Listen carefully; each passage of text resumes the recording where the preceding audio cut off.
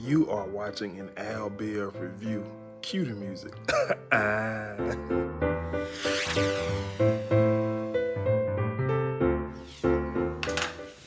What's going on, guys? Welcome back to my channel.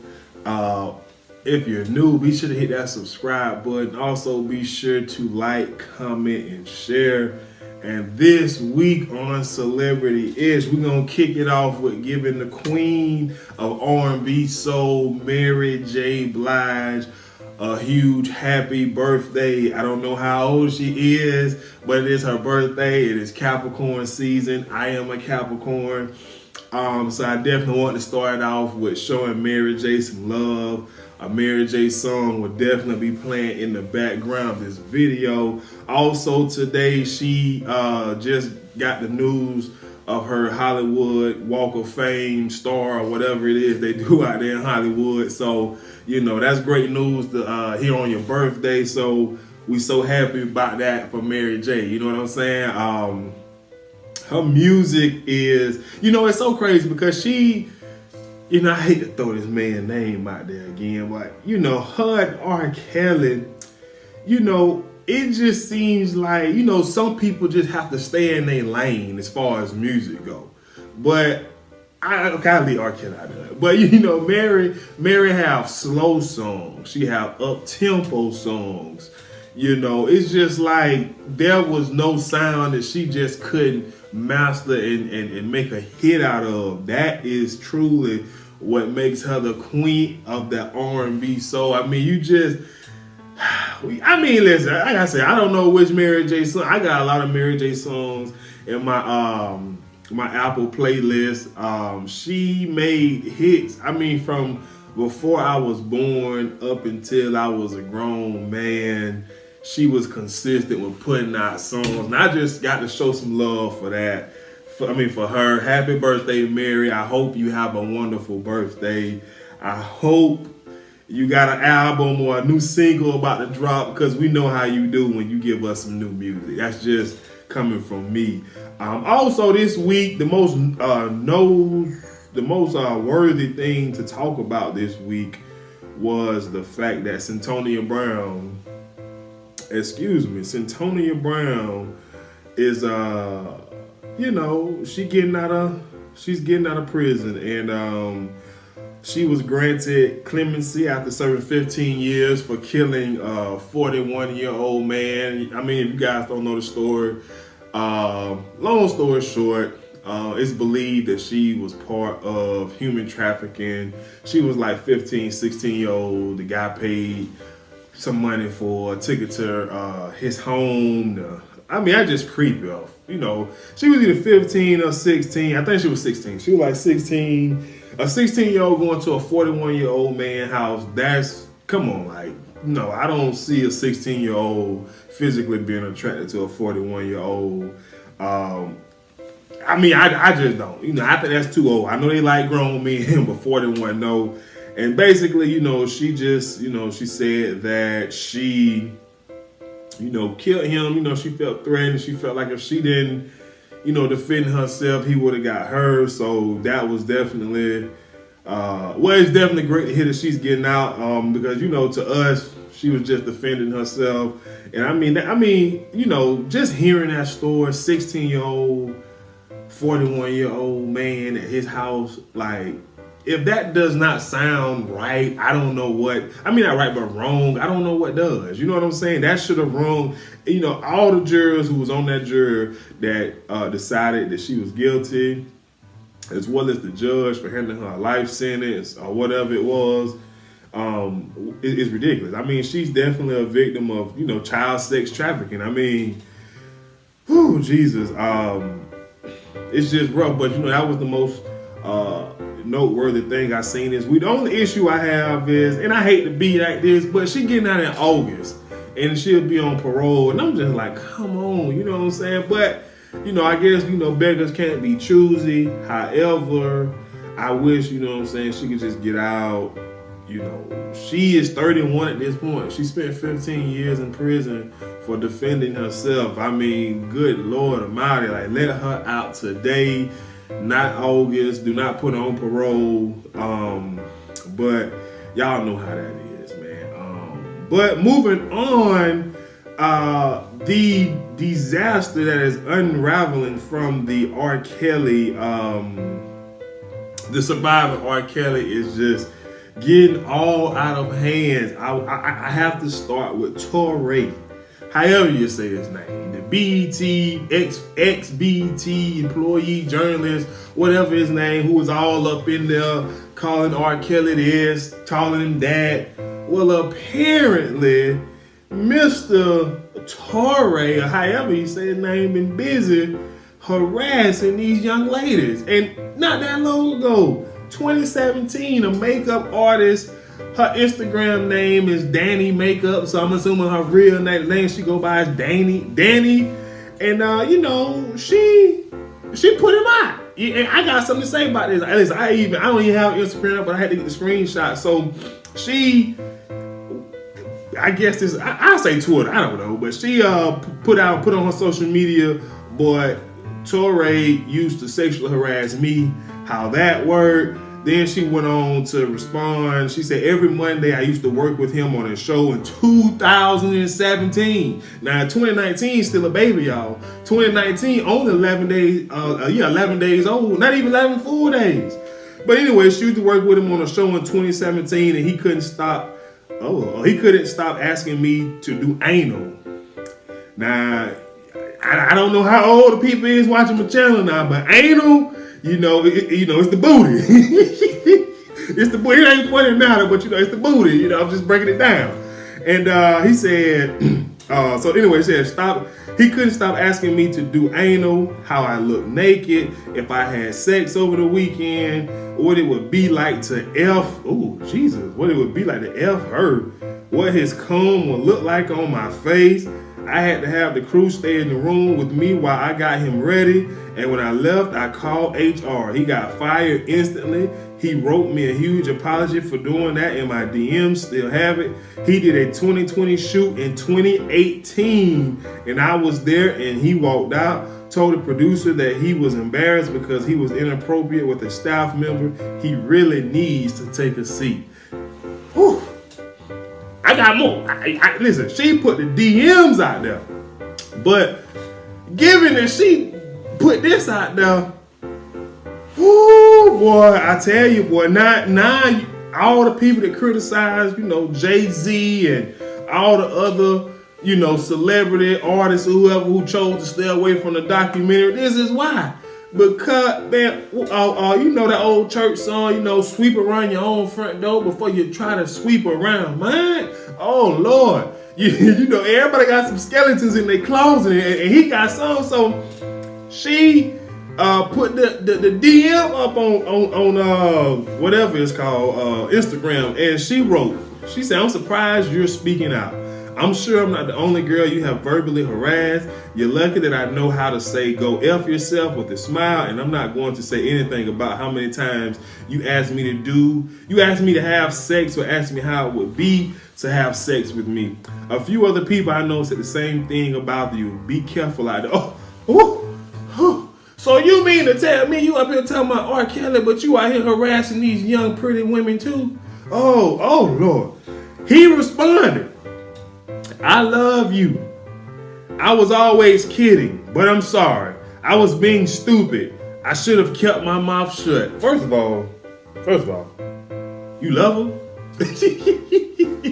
Bruh, Tory, you love her. Come on, man. You know what? For this, I'm going to save what I got to say till I finish. So she goes on to return his message by saying, my girl Carrie is joining the BW fam soon. I better not hear some shit, Tourè. Shit's getting real. She's not me. She won't tell you to go F yourself.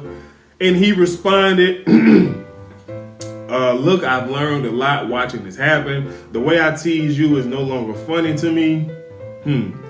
I had no idea how rampant it is and how much it gets in a working woman's way, and how I was contributing to a whole environment of BS, and I hate that. I'm not playing like that with you or anyone anymore. I knew I was playing an aggressive game with you, and I thought you knew where I was coming from, but I wouldn't put you or me in that position again. It was stupid and obnoxious, and I feel bad about it. I genuinely like you as a friend, but you said you love her, a couple messages ago, bro. Come on. Anyway, I genuinely like you as a friend. I do not want you to feel disrespected by me.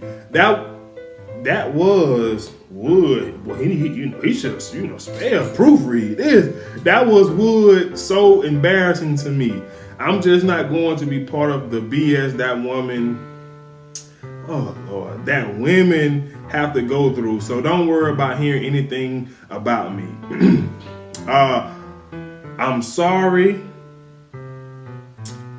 Please don't talk badly about me. I'm so ashamed to think of that happening.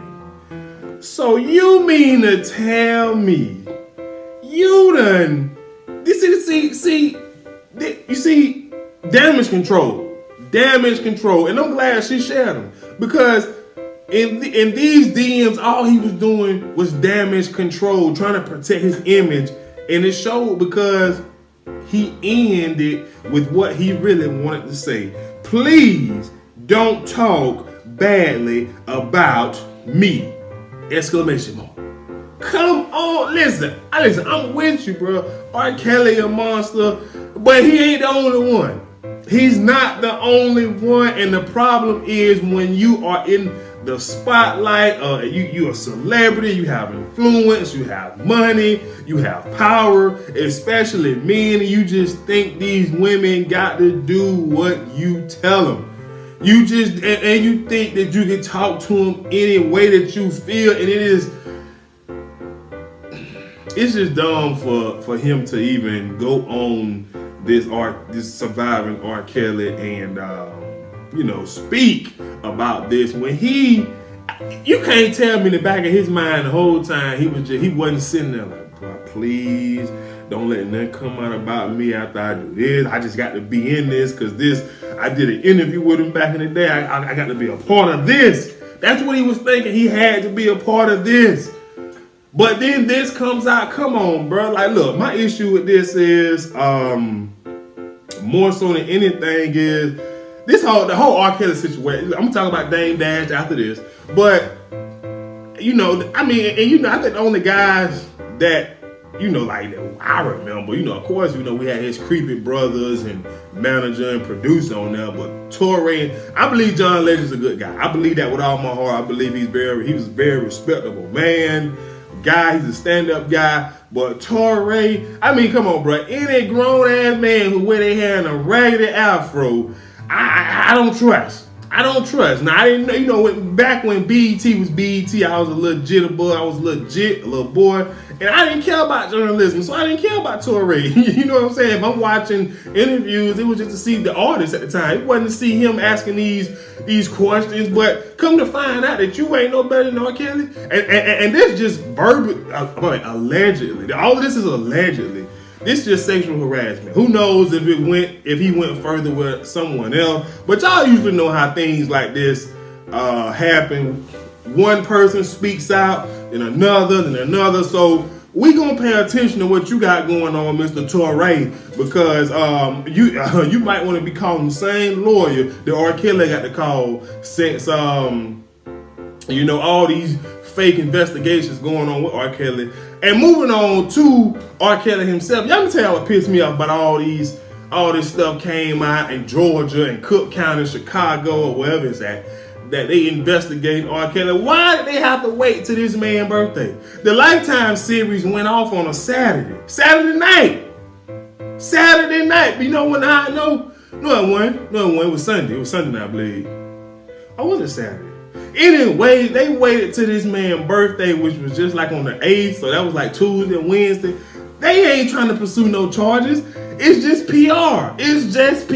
Because Lifetime just came out. You know what I'm saying? We got to get ahead of this some kind of way. So we gonna say y'all ain't doing nothing. Y'all ain't fooling nobody because y'all could have been done something. R. Kelly got officers on his payroll. And then what pissed me off even more was his publicist and a couple other members of his team dropped him after this whole thing. And man, look at, I ain't trying. R. Kelly, sue all of them. If you go down, take all of them with you, because all of them ain't no good. Don't run now that the spotlight is really on me. You feel me? Don't run out the spotlight is really on him. Own up to just being on this payroll, because he wasn't paying his victim off. His victims, I don't believe he broke, but you know, he didn't pay the $30,000 in rent to the house in Atlanta. So the money going somewhere, and the only logical explanation where the money going is to the people that he paying off. Lawyers, police officers, his team around him, whoever owned that studio who just put him out. They evicted him from the studio in Chicago. Like, come on, bro. Like, oh my. R. Kelly, when you go down, you take all of them down. That's all I'm saying. Moving on, Dame Dash, he pissed me off too. Like I said, this whole R. Kelly situation, everybody want to come and get some clout. He did a sit-down interview with Nick Cannon. Y'all know he dated Aaliyah. He was the last person Aaliyah was with before she went to the Bahamas to shoot the video, rock the boat. And, you know, he's saying that he asked Aaliyah, you know, I guess what Dame got from the small, itsy-bitsy size conversation he had with Aaliyah that R. Kelly raped her, or let's just say took advantage of her, allegedly. Y'all, let's throw it out there, allegedly. And so, you know, it came up about Jay-Z working with R. Kelly, and Dame was like, man, when Jay-Z did that, I knew that me and him were not built the same. That wasn't had nothing to do with me. You know what I'm saying? And but he was all in the videos, you know what I'm saying? And he was just like, yeah, I was in the video, but not one scene in the video you seen me side by side R. Kelly. Look, all this first of all, wasn't nobody even checking for you, Dame Dash. That's number one. Number two, out of all the people you gonna sit down with, Nick Cannon, that let you know ain't nobody checking for you. Come on. And then, then Nick Cannon got messy because he brung up Foxy Brown. And Dame Dash was messy too because Nick was just like, you know what I'm saying? How old was Foxy when y'all signed her? When her and Jay was talking or whatever. And he was just like, it sounded like you got something to ask. So just ask it. So Nick kept beating around the bush, like how old, you know, da-da-da-da. And Dame was just like, man, just come out and it sounds like you got something on your heart. Just come out and ask me like a man, I'm gonna give you an answer.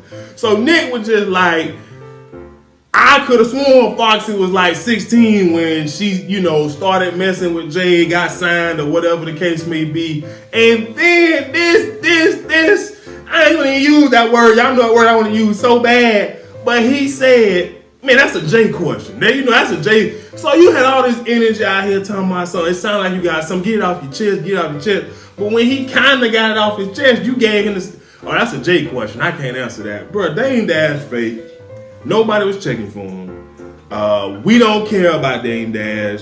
Look, you know, he can swear up and down he didn't make any money off of making music with Jay-Z making music with R. Kelly, but he was half owner of Rockefeller Records. So yeah, I believe he made money off of it. He was in videos with them, so it is what it is. So, you know what I'm saying?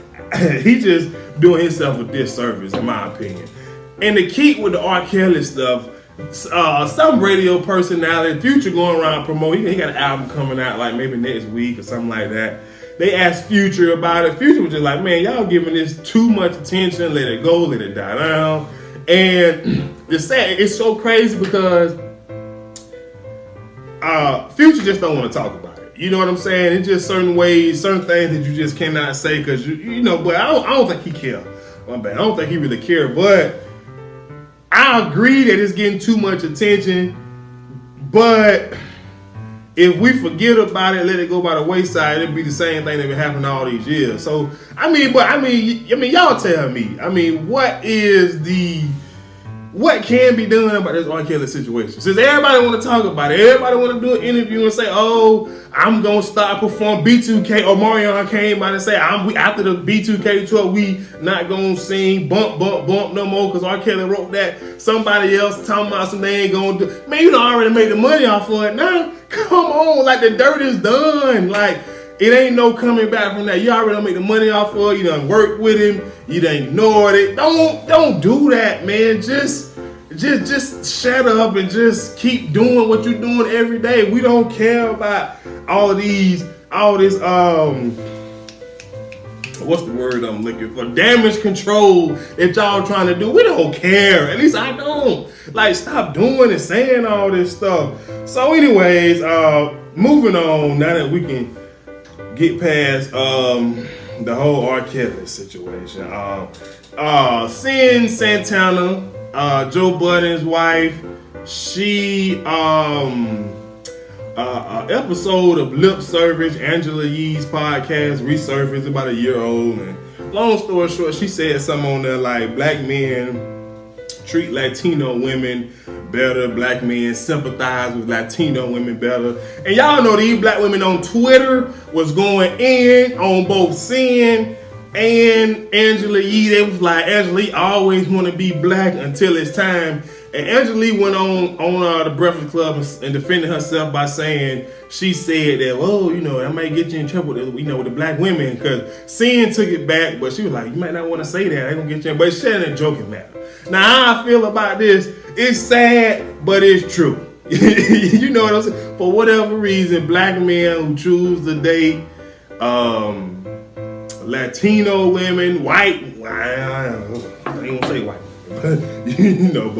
but I mean, she said that for a reason. I cannot say it's true. I never dated Latino or Spanish women. I ain't never did. So, you know what I'm saying? I can't say that it's true. But how I feel about it is, if it is true, it's just some things you just don't say. Some things you say in the interview, can you edit that out, please? You know what I'm saying? It could have been edited out. That's all I'm saying. But I agree with the Angela Yee criticism. Like, she always want to be black, but she should have like, hold up, not saying. You know what I'm saying? But that is what it is. I don't really care about it because, you know what I'm saying, I love black women, you know what I'm saying? So, I mean, to each his own, whatever. Moving on, we see that Will Smith and Martin have started shooting for the new Bad Boys movie, Bad Boy for Life. Will Smith still look young. Martin on them, but I mean, I will say this, they both are still funny to this day. I don't know if they waited too long or I'ma still go see it. You know what I'm saying? I'm always down to go see it. So yeah, I'm happy. You know what I'm saying? I'm gonna go see it. Moving on, Soulja Boy has joined the Carlton Banks. What is Carlton really? Alfonso something Young. I don't know, but he's suing Fortnite for Fortnite now crank that Soulja Boy on there. And look, man, it's just getting too far. It's a video game. Let these people have their. I mean, come on, man. I don't know. I don't know, man. It just shows you that, man, when the money ain't coming in like it used to. You know what I'm saying? When the money is not coming in like it used to, that's all I'm going to say. Because y'all know if the money was coming in like it used to, we wouldn't even be talking about it. It wouldn't even be in social media. It wouldn't even be talked about. You know what I'm saying? So then I seen it was like yesterday or maybe Wednesday. I don't know when it was, but Kimbella and Juelz Santana finally have gotten married. So now they can have their private conjugal visit. That was the reason for that, nothing else. He ain't want to marry her. He been with her 9-10 years, don't want to marry her. So it is what it is. But I'm wrong for saying that. I apologize. That ain't what it is. I'm wrong for saying that. Sometimes it takes somebody a crazy situation to realize how much this person deserves to have the ring, or they've been by their side, they deserve it. So I won't say that. I take that back. But they have gotten married, so that's what's up. So like I said, now they can have those conjugal visits like T.I. and Tiny had when she was talking about she was, you know, doing some nasty things to him while he was in them people's jail, you know what I'm saying? So the final thing that I'm going to touch on is this Kevin Hart and this Oscar situation. So, as many of you guys know, he went on to the Ellen show and he apologized again, pleaded his case, whatever. And, you know, she spoke up and she said that she would love for him to host the Oscars. And then, you know, he said he'll think about it. And like a day or two later, he said, ain't no way in hell, ain't gonna happen. Now, my issue is Kevin Hart does not respect the LGBTQ community, because when the voice of the LGBTQ community as Ellen is big. Ellen is big. She asked and wanted him to, you know, still do it, and he said no. And it's just like, well, why do you use her platform and go on her show to talk about the whole situation if you had no intentions of doing it?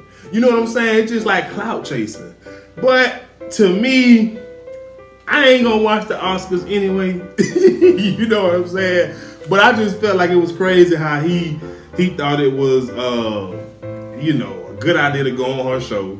Everybody know Ellen is openly gay and she is a huge voice, and then turn around and say he ain't doing it and he don't know when he'll do it, if he'll do it. That's just crazy. It makes no sense. But that's Kevin Hart. You know what I'm saying? Always trying to make sure he take advantage of a situation just because he can. Because, you know, the issue is now it's more people, more communities that you have to please.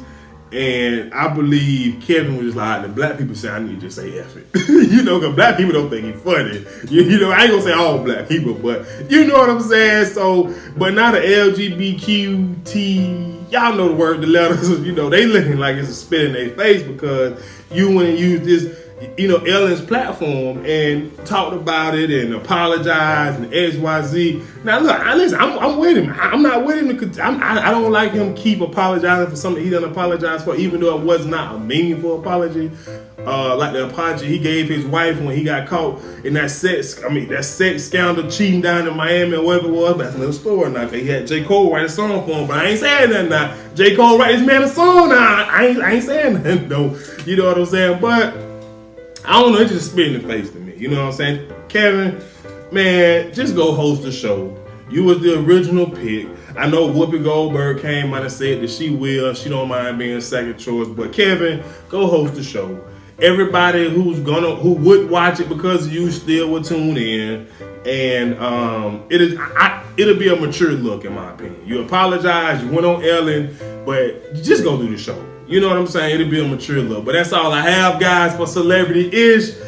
Be sure to subscribe, like, comment, and share. And I'll see you guys next time. Peace.